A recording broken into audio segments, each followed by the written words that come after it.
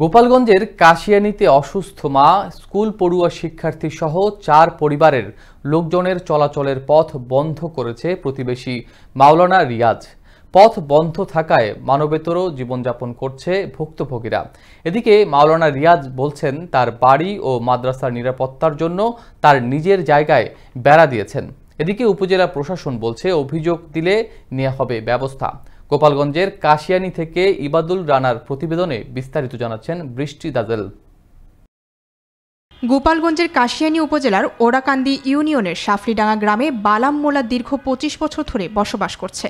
বাড়ি থেকে একই পথ দিয়ে এ যাবৎকাল চলাচল করছে। তবে গত আগস্ট মাসের 16 তারিখে প্রতিবেশী মাওলানা রিয়াজ দীর্ঘদিন চলাচলের পথে টিনের বেড়া ও বাঁশ দিয়ে বন্ধ করে দেয়। এতে বালাম মোল্লার বড় ছেলে বিজিবি সদস্য খোরশেদ আলমের সন্তান সম্ভাবনা স্ত্রী ছেলে ইমদাদুল মোল্লা, পার্শ্ববর্তী এক বসতি সহ 4 পরিবার চলাচলের প্রতিবন্ধকতায় মানবেতর জীবনযাপন করছে। এমনকি অসুস্থ মায়ের সাপ্তাহিক চিকিৎসা সেবাও ব্যাহত হচ্ছে। এছাড়া শিক্ষার্থীরাও স্কুলে যেতে পারছে না। পাশাপাশি দৈনন্দিন কাজের ব্যাহত ঘটছে পরিবারের পুরুষ সদস্যদের বলে জানান ভুক্তভোগীরা। তারা বলেন, ইউনিয়ন পরিষদে গ্রাম্য আদালতের দেওয়া রায়ও মানেননি মাওলানা রিয়াজ। তারা এখন গৃহবন্দীর মতো রয়েছে বলে জানান ভুক্তভোগীরা।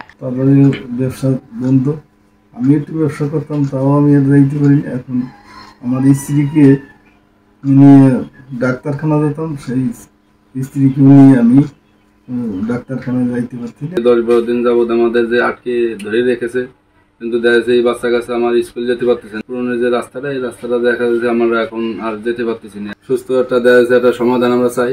16 তারিখের পর থেকে আমি আর যাতায়াত করতে পারতেছি না, রাস্তা দিয়ে যাতায়াত করতে পারতেছি না। আমার প্রাইভেট বন্ধ হয়ে গেছে, আমি গ্রাম দিয়ে প্রাইভেট পড়ি, সেখান থেকে বন্ধ হয়ে গেছে।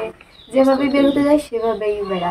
আবার এই পাশে আমাদের প্রতিবেশী রিয়াজ, সে আবার রিয়াজ হুজুর, তিনি ওইভাবে বেড়া দিচ্ছে, ওইখান দিয়েও কোনো বের হওয়ার সিস্টেম নাই। এ বিষয়ে প্রতিপক্ষ মাওলানা রিয়াজ বলেন, তার বাড়ি ও মাদ্রাসার নিরাপত্তার জন্য তার নিজের জায়গায় টিনা বেড়া দিয়েছে।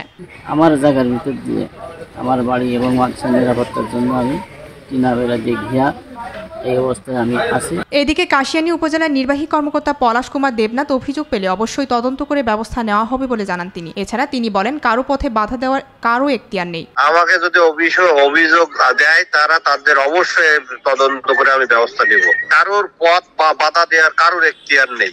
বাসযোগ্য পরিবেশ এবং মানুষের স্বাভাবিক চলাচলের স্বাধীনতা মানুষের মৌলিক অধিকার। তাই স্বাভাবিক জীবনযাপনে প্রশাসনের হস্তক্ষেপ কামনা করে ভুক্তভোগী পরিবার।